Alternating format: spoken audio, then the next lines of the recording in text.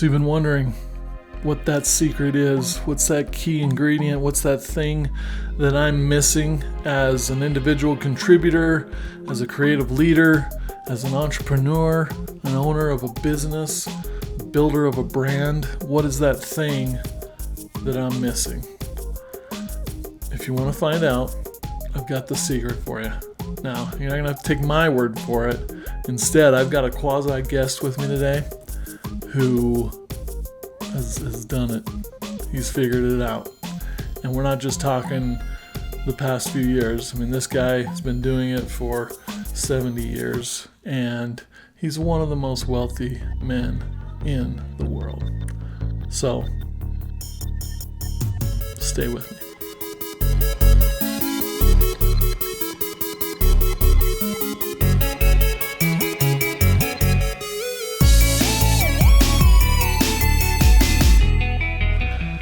Thanks, friends. Thanks for sticking with me. Join me on the other side of the little intro for the podcast we call Create or Die.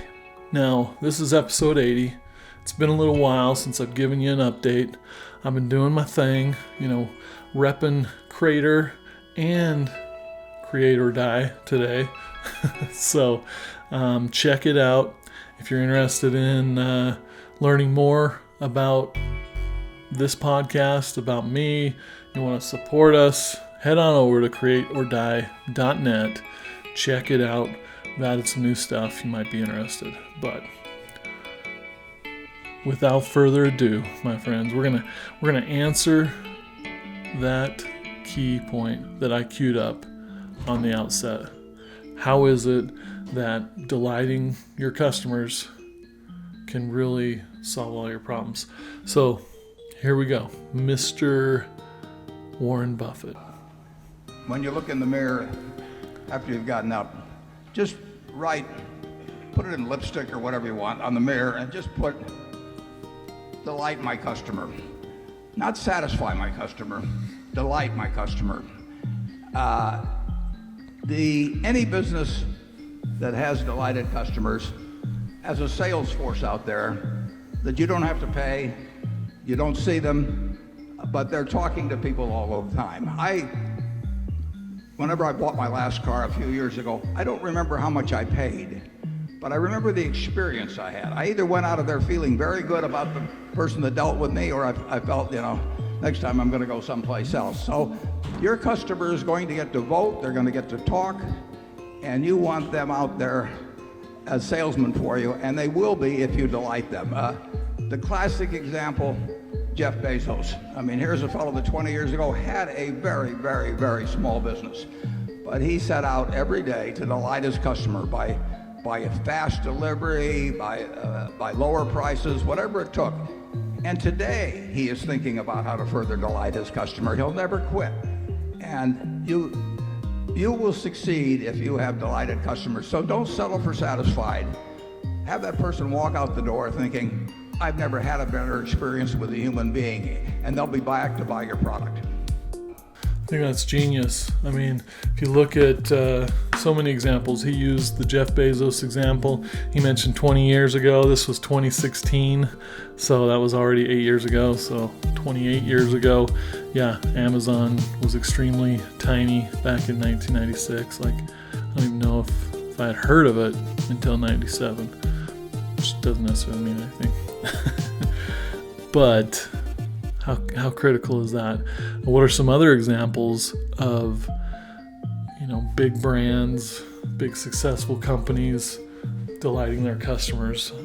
The one that kind of jumps into mind for me is freaking Apple, right?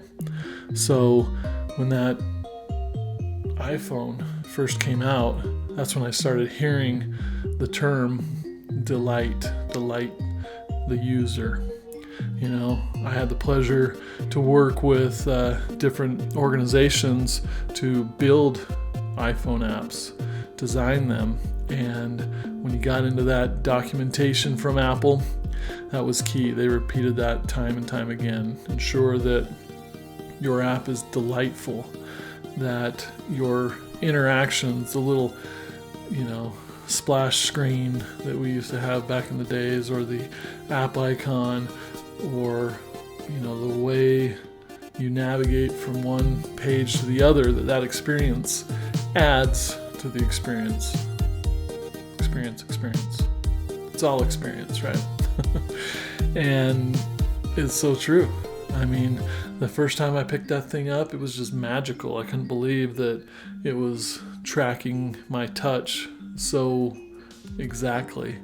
And not just single, but multi-touch. We had never seen anything or experienced anything like that. And sure, they, get some flack for maybe not innovating as quickly as we'd like them to. But I think, we're jaded as as a people, in this modern age, So Apple has made it harder for all of us. When you open an Apple product, the care that has gone into how they've, nestled every little element in there. You open the box, it's this clean, heavy, quality packaging. Maybe the device is at the top. You see it. You can see through the packaging. They don't put it in some opaque packaging where you have to open it to see it. It's right there. It looks like you could just jump in and use it. And speaking of using it, their devices come charged. And so I think that's huge. Instead of, hey, I got this new device. Oh, I got to plug it in for an hour before I can use it. That was kind of the status quo. And Apple looked at every single step of that process and thought, how can we make it better? How can we make it better? And they continue to do that. Just today, WWDC, Worldwide Developers Conference. In the past, they used to get up on the big stage and they would have a live audience, of select media personnel out there, as well as maybe, Apple employees to help fill the place out early on. Who knows? But, it was in their theater and it was live and things went wrong here and there, but it was okay. They were so rehearsed that it was the standard. And then COVID came along and they couldn't do that. They could maybe get on stage but without that audience, it wasn't the same. So they turned around and started making it this production, where they're at different places throughout their new awesome, Apple Loop campus, the spaceship, and they, send it to the other person, and there's some cool transition, or sometimes they, do something like they're a secret agent, and like in today's example, one of the presenters, I forget his name, all of a sudden went into this parkour transition where he flew down the stairs, and so obviously he was using a stunt double, but it was kind of hard to tell. And here he was to talk about something else in a different part of the building.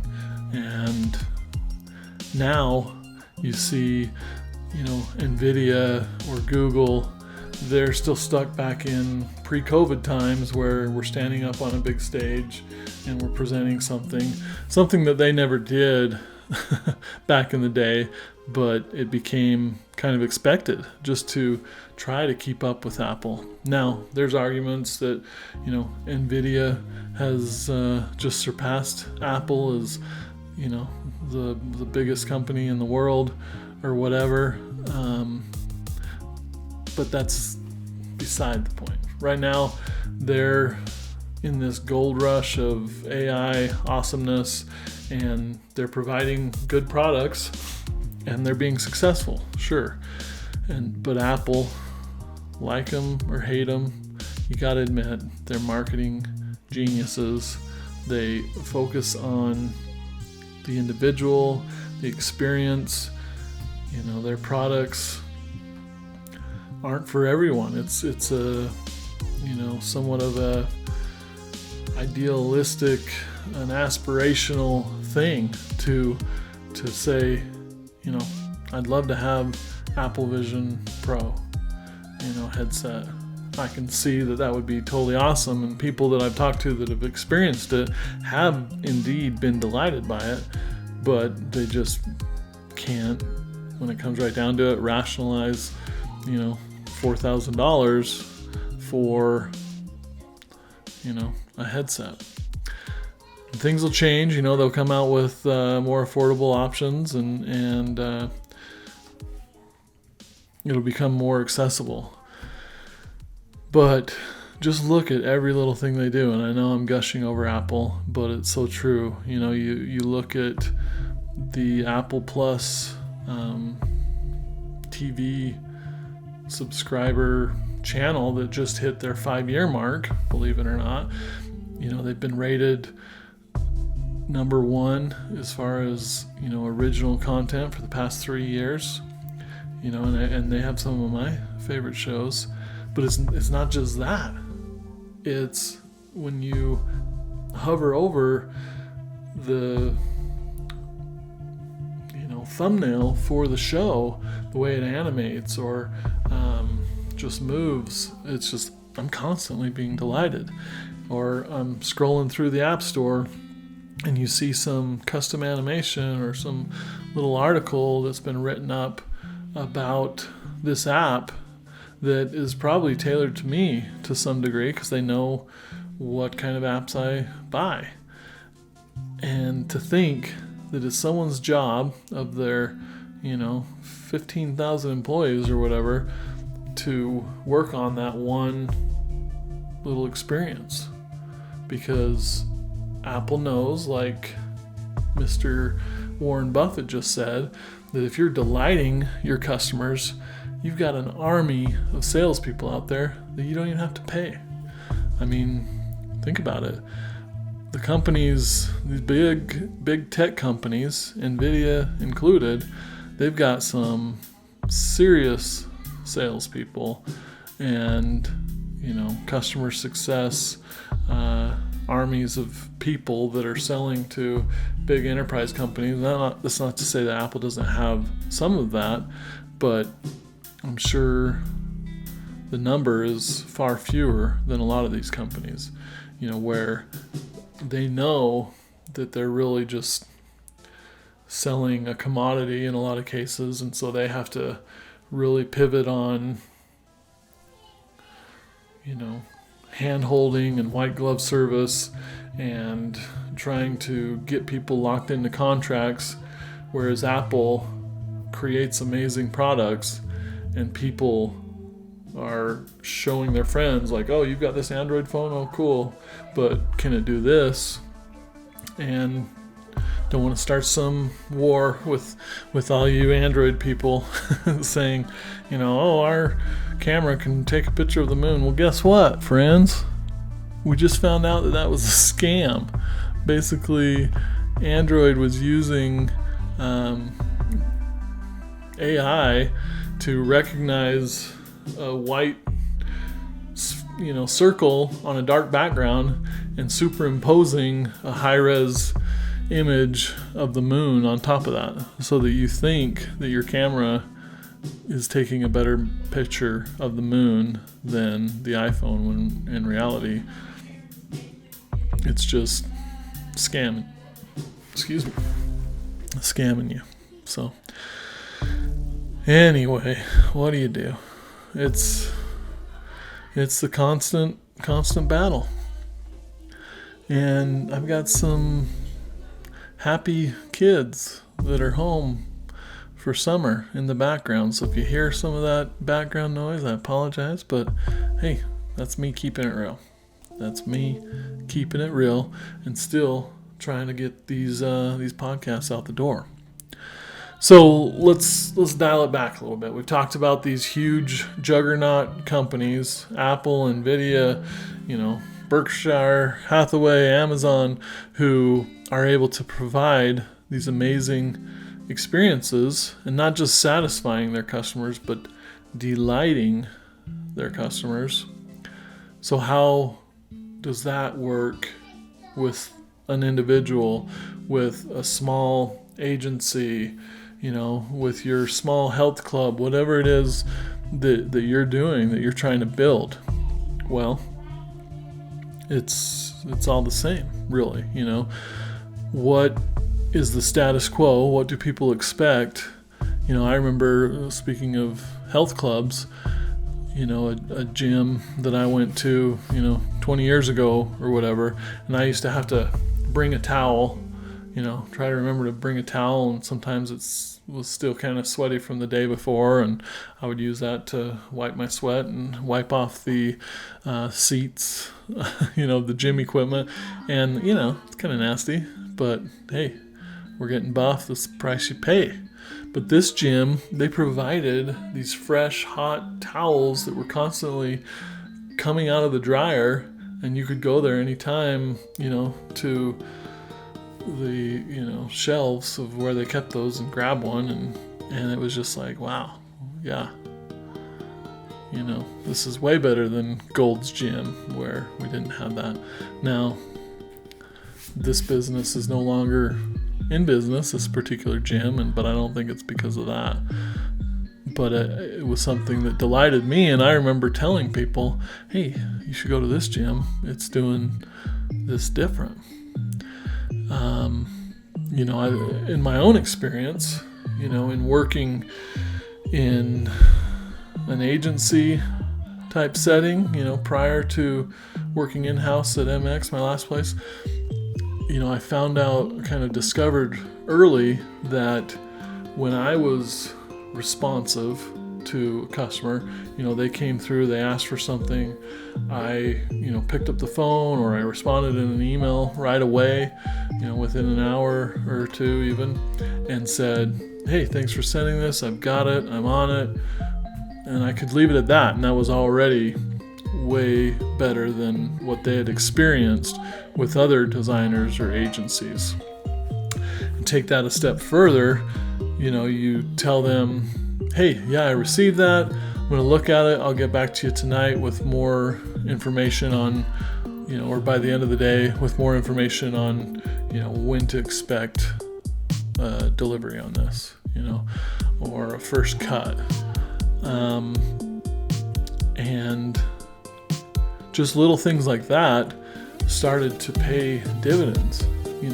This one individual that I was working with at a bigger organization, they said, oh, you're having troubles with your designer, they're not reliable, you should try my guy.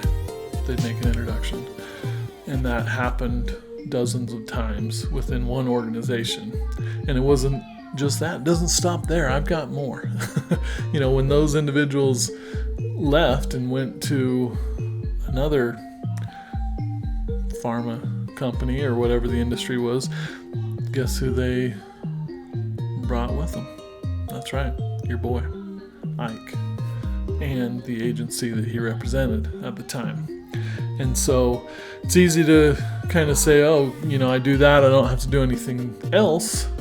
No, that's not true. You got to have good hygiene. We got to continue to be having our eggs in multiple baskets, and that doesn't mean 10 different contacts at one big organization, because they can come in with some big sweeping regulation like, oh, we no longer work with contractors, and you're done. You're starting from scratch in a sense.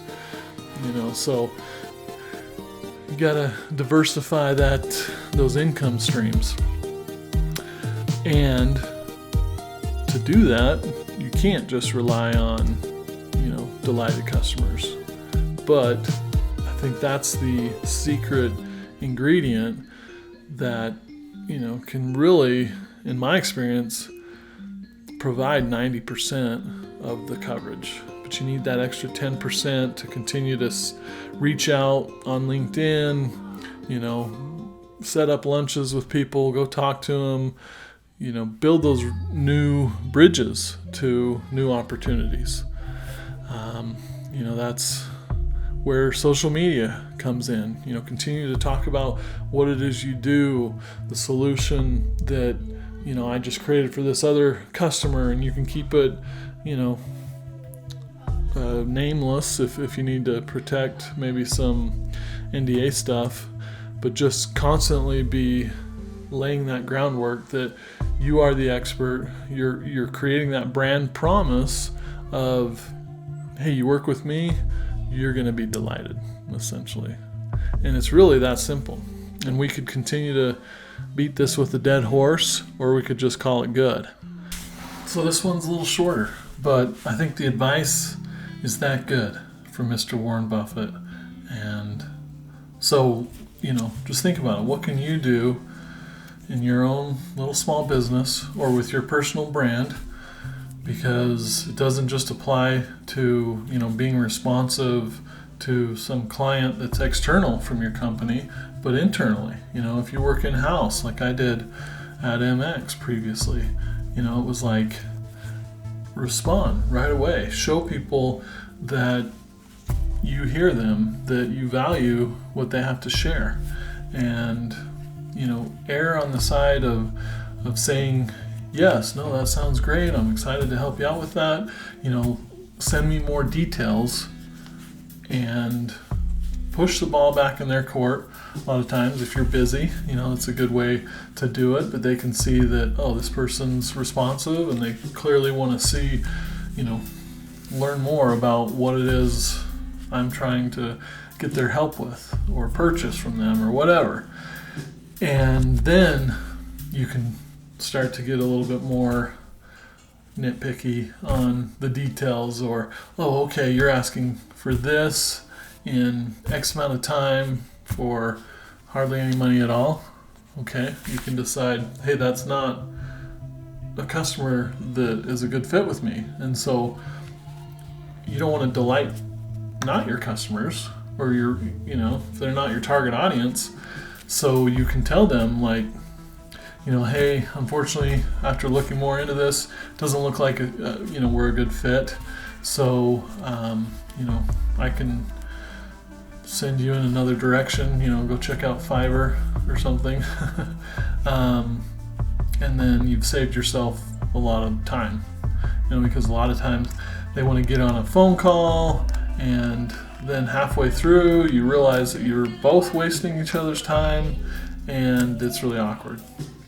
And that's not delighting your customer. Instead, take that initiative, show enthusiasm and excitement for the project or what it is you're selling, and treat them as if they're more than capable of being able to purchase that.